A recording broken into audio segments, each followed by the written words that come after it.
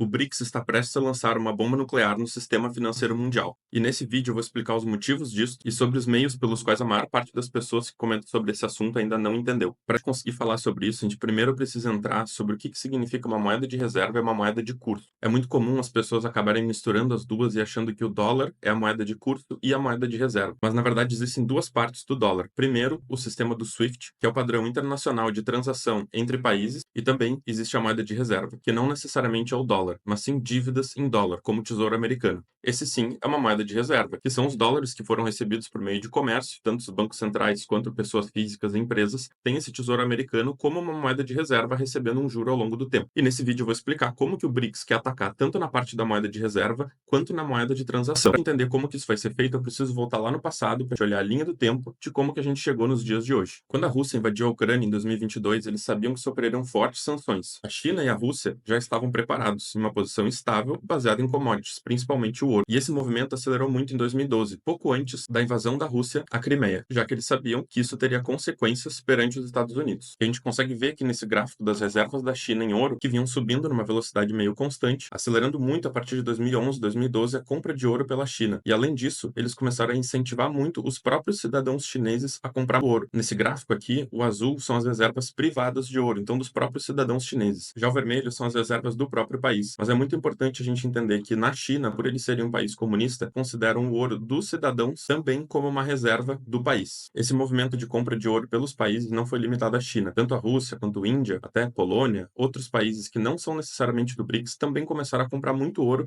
principalmente a partir de 2015 e 2016, que foi quando teve a virada do preço e começou a ter um movimento de aceleração muito forte. Para conseguir entender melhor esse passo a passo dos movimentos que aconteceram lá de 2012 até hoje, nós precisamos falar do Belt and Road Initiative, que foi criado em setembro de 2013 e é liderado pela China. Existem mais de 150 países que já fazem parte dessa iniciativa e a gente consegue ver que é uma lista gigantesca. E muita gente diz, esses são países muito ruins, eles não importam, não têm relevância. Mas são exatamente esses que têm mais a ganhar com o aumento do PIB e investimentos. Se a população de um país rico consegue tomar mais Starbucks, beber mais álcool, fazer mais festa, comer mais ultraprocessados, isso não vai surtir o mesmo efeito que um país que é pobre conseguir ter saneamento básico e 3 refeições ao dia. A China viu isso como uma oportunidade de criar um mercantilismo moderno, em que eles financiam a construção de portos, refinarias, minas, ferrovias, rotas marítimas, em países historicamente pobres e cria fornecedores de commodities totalmente alinhados, que acabam virando consumidores ótimos porque a China tem mais a oferecer, que é a própria infraestrutura e os produtos manufaturados aos quais eles nunca tinham acesso. Aqui a gente tem que seria basicamente essa Belt and Road Initiative, que nada mais é do que várias rotas marítimas e ferroviárias de negócios para todos esses países que fazem parte. Nesse mapa a gente consegue ver as principais que já estão em funcionamento e cada vez tendo mais volume de negociações, e nesse outro aqui a gente consegue ver todos os países que já fazem parte da iniciativa, que basicamente é o mundo inteiro. E com isso a China está se tornando cada vez mais dominante como a potência mundial. E é exatamente por estar fazendo negócios que beneficiam os dois lados, sem força, sendo na verdade até mais capitalistas do que foram os antigos colonizadores, como os Estados Unidos, a Inglaterra, a França, que simplesmente pegavam todos os recursos, todas as commodities e não deixavam nada em troca. E agora eu vou falar sobre os países que começaram a fazer parte do BRICS na reunião de agosto do ano passado. Mas antes disso eu queria falar que se está gostando aí dos vídeos, para deixar um like, comentar, eu vou responder todos os comentários, se inscrever no canal, para ajudar o YouTube a entregar mais meus conteúdos e poder produzir cada vez mais vídeos e com mais qualidade. Ainda no ano passado, mais de 50 países solicitaram a entrada no BRICS, mas só 5 foram aceitos. E eu não vi ninguém opinando sobre o motivo de por que foram exatamente esses 5. Aqui nesse mapa eu circulei os países que foram aceitos para o BRICS. Com essa expansão do grupo foi construída uma região de controle total das rotas marítimas mais importantes do mundo. O Estreito de Hormuz, que é a rota mais importante para o transporte de petróleo da Arábia Saudita, do Irã e dos Emirados Árabes Unidos. Mais ou menos 12 milhões de barris por dia passam por aqui. E o Mar Vermelho, que também é extremamente importante, porque sem essa passagem aqui pelo canal de Suez, todo o transporte de petróleo do Oriente Médio, de produtos da China, da Índia, precisam vir por baixo da África, ao invés de passar por aqui, demorando 30 dias, 40 dias a mais para conseguir chegar lá na Europa. E uma curiosidade que eu achei interessante é que a Etiópia é o único país da África que nunca foi colonizado por nenhum país europeu. Nessa próxima reunião do BRICS, do dia 22 a 24 de outubro, é esperado que haja um novo aumento do número de participantes, exatamente porque existem vários outros grupos, como o Belt and Road Initiative, que tem mais de 150 membros, que gostariam de fazer parte do BRICS. Além dele, existem outros subgrupos, como por exemplo o Shanghai Cooperation Organization, que nada mais é do que um sistema que a China criou para conseguir fazer negócio com os países que estão considerados amigos, que estão próximos da China. A gente consegue ver que, além desse grupo, ainda existe mais um que é muito parecido, mas são todos esses países com Stan, né? Cazaquistão, Quirguistão, a Rússia é o principal ali, que está tomando conta disso, que nada mais é do que uma zona de troca. Como a gente tem aqui o Mercosul, tem cada vez mais países entrando aqui. E a gente consegue ver que tem uma superposição desses grupos, em que a gente tem o Belt and Road Initiative, que tem 150 membros, tem o BRICS, que está cada vez expandindo mais, o Eurasian Economic Union e Shanghai Cooperation Organization. Eles estão se juntando e cada vez mais fazendo negócios entre eles. Esses grupos mutuamente benéficos de trocas de commodities por commodities e de commodities por produtos estão cada vez mais fazendo obsoletos os usos do dólar, tanto como moeda de troca por meio do SWIFT para conseguir fazer negócios com países sancionados pelos Estados Unidos, quanto por medo de serem cortados também do sistema financeiro, como fizeram com a Rússia. Já como moeda de reserva, eles estão trocando o tesouro americano por ouro, que foi historicamente a moeda de reserva por muito mais tempo do que o dólar sem lastro, e que além de não poder ser confiscado como fizeram com os dólares e os euros da Rússia, que é aceito globalmente por qualquer outra commodity ou produto, além de servirem de reserva para os bancos centrais e moedas nacionais. Para conseguir criar esse sistema baseado em commodities centralizadas nas mais importantes, que é o ouro e o petróleo, está sendo necessária a criação de diversas ferramentas independentes do sistema financeiro atual. Inicialmente, a Rússia e a China começaram a negociar entre eles por meio do yuan e do rublo. A Índia seguiu e começou a negociar em yuan e rupias. O Brasil também começou a utilizar bastante yuan, considerando que a China é o maior parceiro comercial do Brasil, aumentando significativamente as reservas internacionais da moeda chinesa. Todos os países desse novo grupo global estão utilizando cada vez mais as moedas nacionais em detrimento do dólar. Porém, isso causa um grande problema. O que fazer se não quiser ter exposição às moedas desses outros países? Aí entra o ouro. Porém, o ouro físico não é uma boa moeda de troca. Seria extremamente ineficiente ficar mandando ouro de navio ou avião de um país para o outro. A primeira solução, de forma temporária, foi a expansão da Bolsa de Ouro de Xangai, que hoje já passou o volume de negócios da COMEX, perdendo apenas para a Bolsa de Londres, sendo a segunda maior bolsa de ouro do mundo. A gente consegue ver aqui nesse gráfico o movimento ao longo do tempo em volume de onças de ouro na Bolsa de Xangai. Em 2024, teve uma expansão vertical do volume de negociação. Tendo esse sistema extremamente líquido de trocas de yuan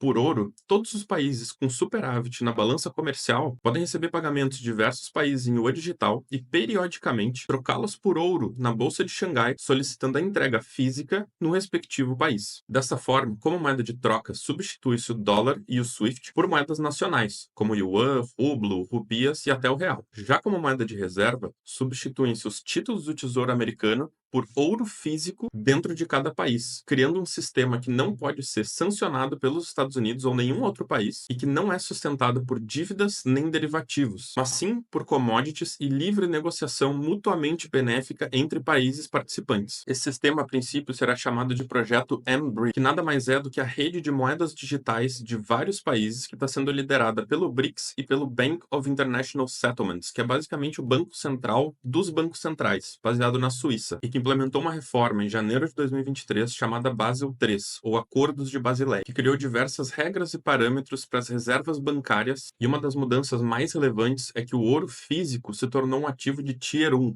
junto com os tesouros americanos e moedas líquidas. Isso significa que agora os bancos podem ter ouro físico como colateral a 100% do valor dele para poder emitir novas dívidas ou qualquer tipo de alavancagem, o que criou um grande incentivo para os bancos trocarem os títulos do Tesouro Americano por ouro físico nos seus respectivos balanços, que claramente teve uma influência muito relevante no preço do ouro, como a gente consegue ver aqui nesses gráficos. Essa linha vertical aqui é o início de janeiro ali de 2023. A gente consegue ver que o movimento aqui do fundo dos últimos meses de 2022 até o momento de agora é uma alta de 64% no preço do ouro em dólares. É importante comentar que nos últimos 2 anos, os países desses grupos menores, mais segmentados, como o BRICS, o da Eurásia e o de Xangai, que fazem parte, desse grupo maior, Belt and Road Initiative, para fechar negócios, vem fazendo centenas de encontros para fechar acordos de negociação de commodities em moedas próprias, sem passar pelo dólar, além de diversos contratos de investimento em infraestrutura conjunta para benefício mútuo dos países. Os chefes de Estado e os ministros de áreas econômicas não param de se encontrar em grupos de 2 a 10 países diversas vezes por semana, além de outras vezes em grupos muito maiores, com 20, 30, às vezes até mais membros, que vão culminar nessa reunião do dia 22 a 24 de outubro na Rússia, em que realmente vão ser tomadas decisões mais importantes lideradas pela China e a Rússia, que já fazem negócio nas suas próprias moedas por terem um sistema independente. O Yuan Digital e a Bolsa de Xangai, ou o próprio sistema russo, que já funciona há mais de 2 anos, em que eles digitalizaram o ouro. E o grande rumor para essa nova reunião é de que eles vão anunciar que esse sistema mBridge vai ter uma moeda chamada A Unidade, que vai ser lastreada 40% em ouro